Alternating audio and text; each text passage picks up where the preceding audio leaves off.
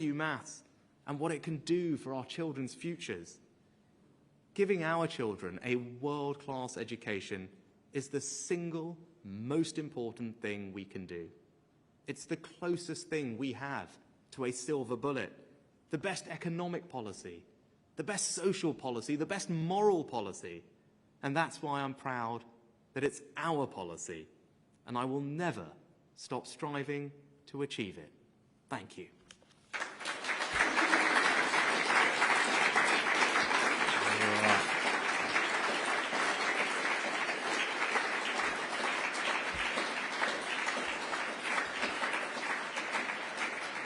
Thank you. Right, thanks very much. Now, we've got time for a good bunch of questions. So before we get to the media, I was going to see. Now, do you guys have any questions to start with? And then we'll see who else has some. I've got a question. You mentioned that A-level maths isn't for everyone. So will we see like more kind of diversity in the different types of maths courses that we could potentially do post-16? Brilliant. That is exactly what we're going to see. And I think when I first announced this in January, everyone was very panicked that it meant A-level maths for everybody. And that's why I wanted to be crystal clear that it's not. Now, it's great, though, that let's recognise, more and more people are taking A-level maths. And as Gillian will remind us, it is now the most popular A-level. Right? So it's a sign of progress. But what we're announcing today is a new expert group of people drawn from academia, from business, from all sorts of walks of life, from education. And they're going to help us figure out exactly what that content should be. And one way we're going to look at that is by talking to businesses and say, in all these different industries, what are the type of math skills that you value and that you need? And we're going to look around the world, because as I pointed out, we're literally one of the very few developed countries where we don't have our children study maths up to 18. So we're going to look around at all those countries I mentioned and say, well, what are all their students studying between 16 and 18? Because that should give us a rough sense of what you need. And we'll put those two things together, and then we'll say, aha, this is it. And it won't be A-level maths. It will be something different. And then we'll figure out how to deliver that. So you're exactly right. So hopefully that sounds good and gives you some reassurance as well. Right, who's next? Anyone else? All good? No others from you? Anyone else have some questions before we get over to the media? Okay, gosh, it's very quiet. Anyway, actually, I'll broaden up. Do you have any questions on things that are not related to maths? I'm also fine for those. All fine? Right, okay, well, we'll turn to the media for some questions. So we start with the BBC. Thank you, Prime Minister. Chris Mason, BBC News. You talked today about an aspiration, but with very little detail. And yet, the context is one where, for many pupils and parents, there's going to be further disruption to their education with strikes coming up, as well as the prospect of strikes going on for months and months ahead in the NHS. Shouldn't the strikes and sorting them out quickly be your priority? Right, thanks, Chris. So lots in there. The first thing to say is let's talk about what's going on in schools. And there'll be some teachers here. And the first thing I want to say, and Gillian would echo this, is that I think our teachers do an incredible job. I think you probably heard from what I said earlier. I think delivering a world-class education system is about the most important thing that we can do for our children's futures and for our country. And that starts with having the best teachers. I think all the research tells you that. Our own experience as parents tells you that. The most transformative thing for a child's education is the quality of the teaching. And that's why it's right that we respect, we revere, and we support our teachers. And I'm so grateful to them for the incredible job they do. And that's why we worked really hard to find a way to come to what I thought was a reasonable and fair settlement on pay. And it represented about an 8% increase for most teachers, around a 13% increase for new teachers, taking their starting salary up to £30,000 over the course of the next year, which is something that we'd committed to do a couple of years ago, and I'm pleased that we're able to deliver that. But it's not also just about the money. One of the things that we hear a lot from teachers is about workload and finding ways to reduce that. So what we'd actually worked out with the unions, and Gillian did a great job, is identifying ways to reduce the workload by about 5 hours a week. And so put together, we thought that that was a reasonable and fair package in the circumstances. So obviously I'm disappointed, and as I said, I don't want our kids' education to be disrupted. I think no one wants to see that. Our door is always open, and we continue to hope that we can find a way through. But as I say, that's the situation on that, and we are able to focus on that. But it's also right that we look to the future. It's also right that we think about our kids and how we can make sure that they can fulfill all the opportunities ahead of them, live the lives that we want them to live, make sure they can enter every career, compete with everyone around the world, go about their daily lives, getting their mortgage, figuring out the discounts, all the things I talked about. That's fundamental to building a strong country and a strong society, and it's right that we embed the plans for that. I admit, as I said, not going to happen overnight. Right? This is a big long-term reform, but we're taking the first step today, and as brilliant first question was about, it's about figuring out, well, what's the content? And once we've got the content right, then I can come back and then talk to you about, well, what does that mean for the new teachers, how we're going to teach the course, and then how we're going to roll it out. But it's the first step on that journey. Look, on the NHS, look, I think let's start with the positive news, right?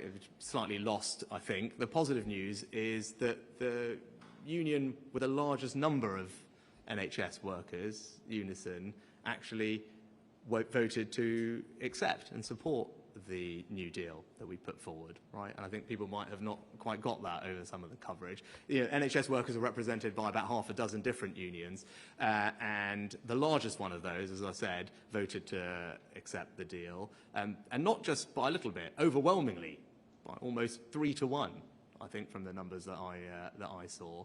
I think that's a good, very positive step, and I'm really grateful to them for that, and more generally grateful to all our fantastic NHS workers for the job that they do, particularly coming out of the pandemic, as we know it's been challenging. And again, similar to what I was saying on schools, that's why we worked really hard to put in place what we thought was a reasonable, fair, responsible pay settlement. And I'm actually pleased that those union leaders recommended that deal to their members, and the RCN leadership actually said that the government had made progress in the talks, improved the offer, and they went and recommended that offer to their members. And you can see that, I think, in the narrow nature of the vote. Kind of, I think it was 54-46, so it was a very narrow vote rejecting the pay offer. And indeed, when you look at the turnout, it's a minority of members of that union who are voting to strike. And I think, voting to strike with no derogations, given the closeness of the vote, is obviously disappointing, and I think everyone will be concerned about the impact on patient care. But as I said, our door is always open to have talks, and there are other unions who are currently in the process of balloting their members, and hopefully they can see that the offer that we put forward is a reasonable one that recognises their hard work and the contribution they make, and also recognises that we have to do these things in a way that's affordable for taxpayers, but also gets inflation down. Right? And so the first one of my priorities to halve inflation. That's because all of you in this room, everyone watching, is impacted by the cost of living and what they're seeing with their bills. And I think we all share a desire to ease that burden, and that means being disciplined as well, so we can get inflation down, ease the burden on bills, and that's what we're going to do. Right. Can I turn to Sky next? Thank you, Prime Minister. Beth Rigby from Sky News. Prime Minister, you talked about your excellent independent education and the way in which that built your maths abilities. You also said a third of kids fail maths at GCSE, and you said that this was a cultural issue, but isn't it a provision issue? Because nearly half of maths teachers around secondary schools here in Islington or in Hackney next door, they don't have a specialised maths teacher at state school teaching the maths, not 16 to 18, but up to GCSE. So I put it to you, for parents listening to this today, wouldn't it be better if, as Prime Minister, you actually gave a commitment that kids would be given the tools in state schools to pass maths at GCSE, and make a commitment to that and fix the basics before you talk about the next steps? Because for many parents, they can't even get a good state school maths teacher for their secondary school kids. Thanks. You know what, the good news is we're doing both, right? And that's positive. Of course, we can't wait till 16. We've got to make sure that we not only change the culture of how we approach maths as a society, and that's something that's pervasive and will take time, but we're starting actually at primary school. And I highlighted a couple of the great things that Nick and Gillian are doing. One of them is something called Maths Hubs. And we now have 40 of these hubs, which are specialist schools that help train other schools in how to teach maths at primary. And they work, actually. We know the evidence tells us they work, or the research tells us that they work, and we're rolling that out. So actually, over the course of this Parliament, we'll get to around, I think Nick will correct me, about 3/4 of all primary schools. So that's a great innovation. I talked about the curriculum changes we're making just to help make the content more engaging. And I remember talking to a fantastic maths teacher, who was using, I think, as I mentioned in my speech, actually talking about football and free kicks to teach time and distance and angles, and it's things like that that actually really help. But also, you talked about teachers at primary school.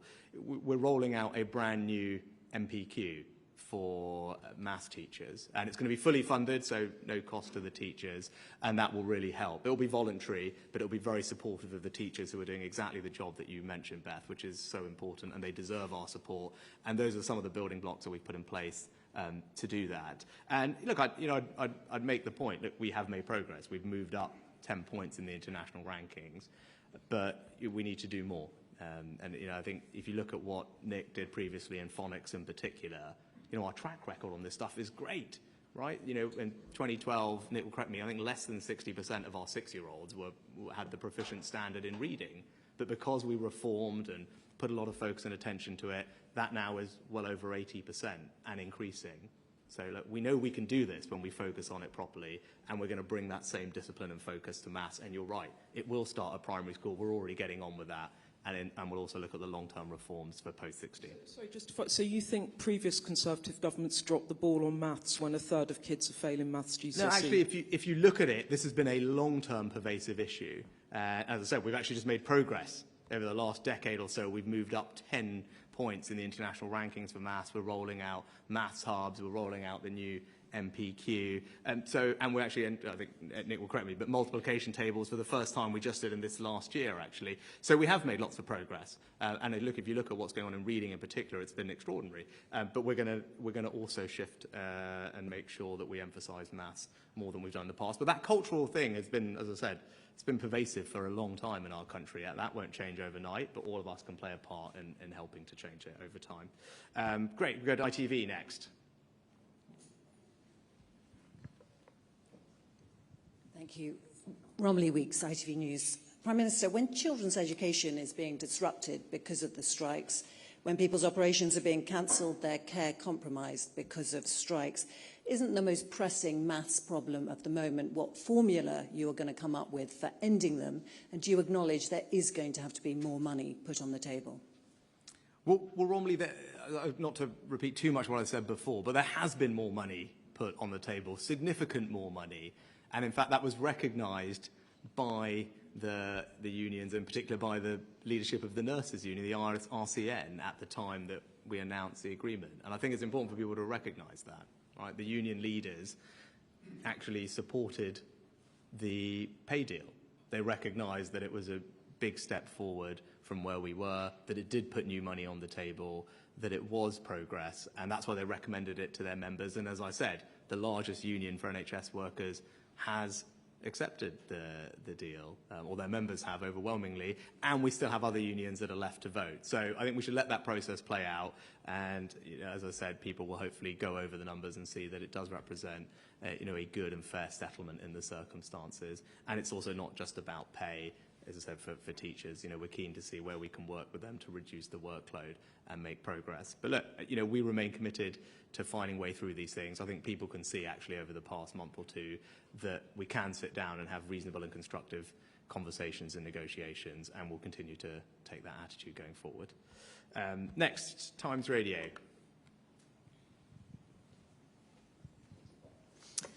Good morning, Prime Minister. Lucy Fisher from Times Radio. You've said this morning that it will take time to implement the Maths to 18 policy. Can you give any rough timescale of when you'd like to see that start? And secondly, I wanted to ask you about NHS waiting lists, which you've vowed to bring down and to reduce the time that patients are waiting for treatment. Last week, official NHS England figures showed waiting lists have gone up, not down, reaching a new record high of 7.22 million people waiting for routine hospital operations. Health strikes are predicted only to exacerbate the backlog. So are you losing hope that you can successfully cut NHS waiting lists? Thanks, Lucy. On the first one, about the timing for this, so we're expecting the group to come back to us about July with a kind of sense of what's the curriculum that we should be looking at for 16 to 18. And then once we have that, then I think you'd expect us later in the year to be able to then come back and say, well, this is how we will implement it over what time scale, and we want to get it right. But that's the rough time scale on the next steps of this. But look, you can't rush something like this. It's a big reform, and it's important that we get it right. And that's why first we need to figure out what it is that we need the curriculum to be, and once we know that, then we can think about, well, what does that mean for teachers? How can we use technology, and what's the pace at which this can be rolled out? And on waiting lists, yes, it's really important to me that we cut NHS waiting lists. That's why it's there as one of my 5 priorities. Now, I set out a few ways that was going to happen, how we were going to measure ourselves. Last year we hit the first of those targets, which was to practically eliminate the number of people waiting 2 years for treatment, which is obviously unacceptable. So that was done and accomplished. At spring this year, I said that we would practically eliminate those waiting 1.5 years for their treatment, and I said we were on track to do that. The industrial action obviously makes that more challenging, but we're pushing hard to meet that target. And then what I said is that by spring of next year, we would aim to virtually eliminate the 1-year waiters, but also at that point have the overall waiting list falling. Right, so that's the kind of timescale that I set out for those, and I said the next one is people waiting 1.5 years, making sure that we eliminate those practically this spring, and we're working really hard to do that. I'm really grateful to everyone in the NHS who has been working exceptionally hard to focus on that, and we're going to do that in a range of different ways. I do remain hopeful. Right, of course, industrial action makes these things more challenging, but we're making sure that all the extra money that we've put in the NHS, and remember it is billions and billions of pounds extra that we've put in the NHS and social care over the next couple of years, is spent really well on driving down the waiting list. So whether that's new community diagnostic centres, easy one-stop shops to get all the diagnostics you need, whether it's new elective surgical hubs where we concentrate specialty elective activity, whether it's we work with those trusts that are not doing as well as others and learn and pass that best practice around. There's lots of different initiatives that we've got which are going to help us bring those waiting lists down, and something that I'm focused on, and I'm going to continue to make sure we deliver. But look, of course industrial action makes that more challenging, but we're going to keep going at it because it's important to the country. Next, the Sun. Thank you, Jack Hudson from The Sun. Prime Minister, at the age of 16, you can join the army, but under your plans, you won't be able to decide whether to drop maths. Isn't forcing people to study a subject they loathe just chucking good money away? And secondly, if I may, do you support changing the name of the Brecon Beacons, or is it just virtue signalling? So on this thing about forcing, I think that's actually literally coming at it the wrong way. So I think you ask yourself, why is it that virtually every other developed country in the world thinks that it's the right thing for their children to be studying some form of maths up to 18, right? And if you look at it, why is it that we're not doing as well as I think we all want to do when it comes to numeracy in our country today? And then you've got to ask yourself, is that right? And I don't think anyone could justify that, right? And it's not good for anybody, and it's actually disproportionately not good for those who are more disadvantaged. It means it's more likely for them to not have a job. It's more likely that they're missing out on £1,600 a year of extra earnings. I don't want that. I don't think you want that. I don't think anyone wants to see that, right? So I think it's right that we try and see if we can address that, and that's what we're going to do. And we're going to do it carefully, and we're going to make sure that we get the curriculum right. And as I said, it's not about forcing everyone to do maths A-level, right? But it's about making sure that they study the right form of maths. And it's about changing the culture, and that's incredibly important. And I actually is reflecting, when I first announced this in January, I saw some of the reaction to it, and I thought that actually spoke to this kind of anti-maths mindset that we've got to challenge a little bit, right? And I'm just, this is not about setting up this false contest between, well, do you do creative subjects or you do maths, as you guys do brilliantly here? You do both, right? And most careers and most industries are going to require both. And it can't be socially acceptable or culturally acceptable for us not to value maths in the way that we currently do. And I think if you've got 5 minutes, I urge everyone to spend 5 minutes this evening on the National Numeracy website. And his charity, he does really excellent work in this area that I came across a little while ago when I was Chancellor. And there's some really powerful research, case studies, examples of the challenges we face around changing this culture around maths. And I think it's actually, had an impact on me and just when I was out and about. And I think if you spend 5 minutes on that website and read some of the things about that, you'll see why this is so important and why we all need to work together to try and bring about this change. And then lastly, if I go to the Telegraph. Sorry? On the Brecon Beacons. God, I haven't seen it, so I have to get back to you on it. Right, so I missed that. Sorry, in all my prep for this. Telegraph. Thanks, Prime Minister. Dominic Penner on the Daily Telegraph. The consensus across the sector has been broadly supportive, but people are saying that more specialist teachers and more funding is needed. How much more funding are you prepared to put into these reforms, and would that be new money or existing money from elsewhere? And what do you actually plan to do to win the argument around maths other than just extend it to 18? How do you plan?